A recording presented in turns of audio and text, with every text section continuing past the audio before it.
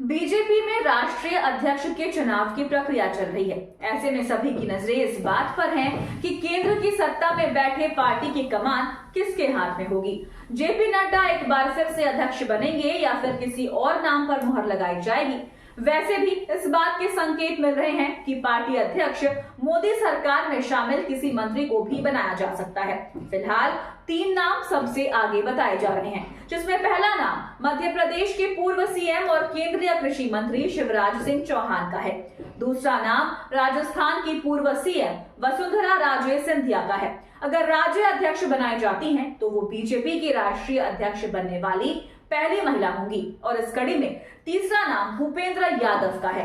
वसुंधरा को छोड़ दिया जाए तो शिवराज और भूपेंद्र यादव ओबीसी समुदाय से आते हैं, लेकिन एक दावा ये भी किया जा रहा है कि जेपी नड्डा को ही अध्यक्ष पद मिल सकता है और इसकी इजाजत बीजेपी का संविधान देता है। बीजेपी के संविधान में किसी भी व्यक्ति को 3-3 साल के 2 कार्यकाल के लिए अध्यक्ष चुना जा सकता है। नड्डा का अभी 1 कार्यकाल ही पूरा हुआ है, इसलिए उन्हें दूसरा कार्यकाल भी दिया जा सकता है। बस आरएसएस की इस पर मुहर लग जाए। संघ को इसके लिए मनाने की कोशिश भी चल रही है, लेकिन लोकसभा चुनाव में नड्डा ने आरएसएस को लेकर जो बयान दिया था, उसे लेकर संघ की नाराजगी अभी तक कम नहीं हुई है। ऐसे में क्या नड्डा बनेंगे अध्यक्ष या फिर किसी और नाम पर लगेगी मुहर? क्या है बीजेपी में अध्यक्ष के चुनाव की प्रक्रिया? आज हम अपनी स्पेशल रिपोर्ट में इसी पर करेंगे बात। नमस्कार, आपके साथ मैं देवश्री भट्टाचार्य गोस्वामी। सबसे पहले हम बात बीजेपी अध्यक्ष के चुनाव को लेकर ही करते हैं। 1980 में बीजेपी की स्थापना हुई। अटल बिहारी वाजपेयी को पार्टी का अध्यक्ष निर्विरोध चुना गया और उसके बाद से ही पार्टी के अंदर सर्वसम्मति से अध्यक्ष के चुनाव की परंपरा कायम हुई। बीजेपी में आज तक अध्यक्ष पद का चुनाव नहीं हुआ है, जबकि बात कांग्रेस की करें तो 30 साल में वहां 3 बार अध्यक्ष का चुनाव हो चुका है। इसके बावजूद बीजेपी की तरफ से कांग्रेस पर एक परिवार की पार्टी होने का आरोप लगाया जाता रहा है। बात हम बीजेपी की कर रहे हैं तो एक बात साफ हो गई है, बीजेपी में राष्ट्रीय अध्यक्ष के नामांकन की प्रक्रिया जब भी शुरू होगी, एक ही व्यक्ति नामांकन करेंगे। ये तय माना जा रहा है कि जिससे चुनाव निर्विरोध हो जाएगा। हालांकि 2013 में जब नितिन गडकरी को दोबारा अध्यक्ष चुनने की प्रक्रिया शुरू हुई थी, तब यशवंत सिन्हा ने नामांकन पर्चा दिया था। इससे बवाल मच गया था, लेकिन जब गडकरी ने अनिच्छा दिखाई तब सिन्हा ने पर्चा वापस लिया था और राजनाथ सिंह को अध्यक्ष चुना गया था। ये एकमात्र मौका था जब अध्यक्ष पद के लिए 2 उम्मीदवार मैदान में उतरते दिखाई दिए थे, लेकिन बाद में दोनों ही मैदान से हट गए। अब हम आपको बताते हैं कि बीजेपी में अध्यक्ष चुनाव कैसे किया जाता है। बीजेपी में राष्ट्रीय अध्यक्ष के चुनाव के लिए पार्टी के संविधान में स्पष्ट निर्देश हैं। अध्यक्ष का चुनाव एक निर्वाचक मंडल की तरफ से किया जाएगा। इसमें राष्ट्रीय परिषद और प्रदेश परिषदों के सदस्य होंगे। अध्यक्ष चुने जाने के लिए ये जरूरी है कि व्यक्ति कम से कम 15 साल तक पार्टी का प्राथमिक सदस्य रहा हो। पार्टी संविधान की धारा 19 में कहा गया है कि निर्वाचक मंडल में से कोई भी 20 सदस्य राष्ट्रीय अध्यक्ष पद की योग्यता रखने वाले व्यक्ति के नाम का प्रस्ताव रख सकते हैं। ये संयुक्त प्रस्ताव कम से कम 5 ऐसे प्रदेशों से भी आना जरूरी है जहां राष्ट्रीय परिषद के चुनाव संपन्न हो चुके हों।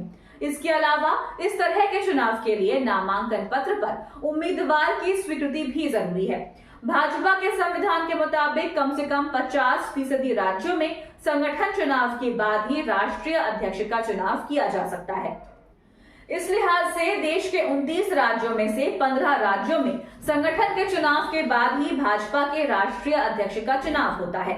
बीजेपी की तरफ से दावा किया जा रहा है कि 15 जनवरी 2025 तक 15 से ज्यादा राज्यों में संगठन चुनाव का काम पूरा हो जाएगा। यानी बीजेपी को अब अगला राष्ट्रीय अध्यक्ष 15 जनवरी के बाद मिल सकता है। अब हम आपको बीजेपी की राष्ट्रीय परिषद कैसे गठित होती है, जिसकी राष्ट्रीय अध्यक्ष के चुनाव में सबसे बड़ी भूमिका होती है, ये बताते हैं। राष्ट्रीय परिषद में पार्टी के संसद सदस्यों में से 10% सदस्य चुने जाते हैं, जिनकी संख्या 10 से कम न हो। अगर संसद सदस्यों की कुल संख्या 10 से कम हो तो सभी चुने जाएंगे।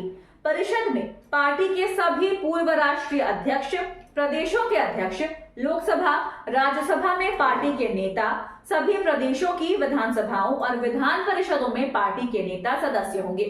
इसके अलावा चुनाव के समय जो पार्टी का अध्यक्ष होता है उसकी तरफ से अधिक 40 सदस्य नामांकित किए जा सकते हैं।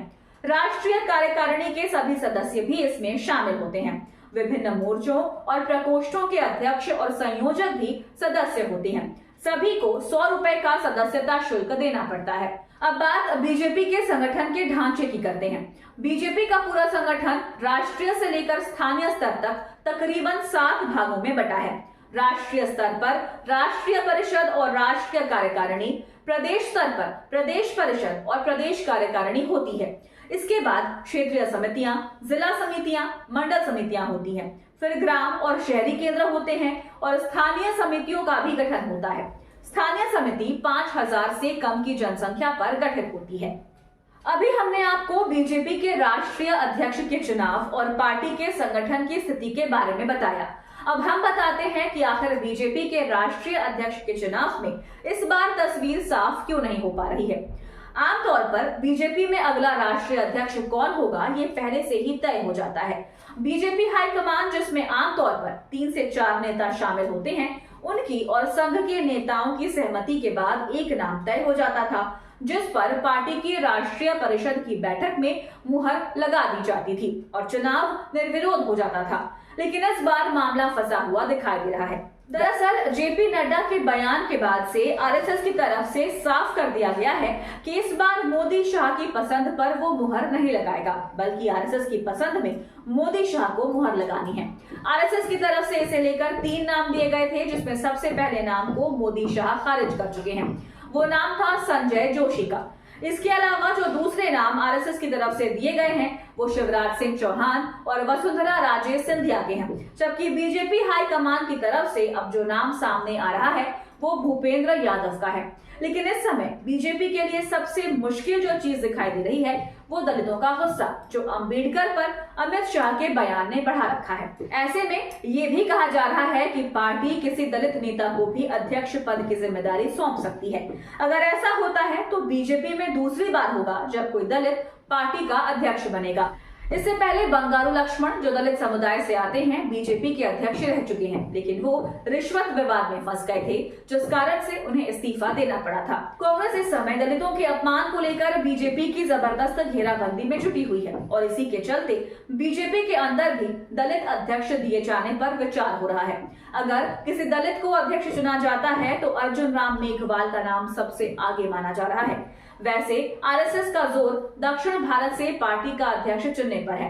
ऐसे में बीजेपी का अगला अध्यक्ष कौन होगा, इसकी तस्वीर अगले 3 सप्ताह में साफ होने की उम्मीद दिखाई दे रही है।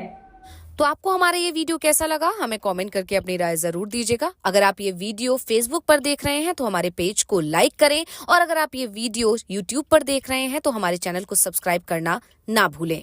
और देखते रहिए द धाकड़ न्यूज और बेल आइकन दबाना ना भूलें।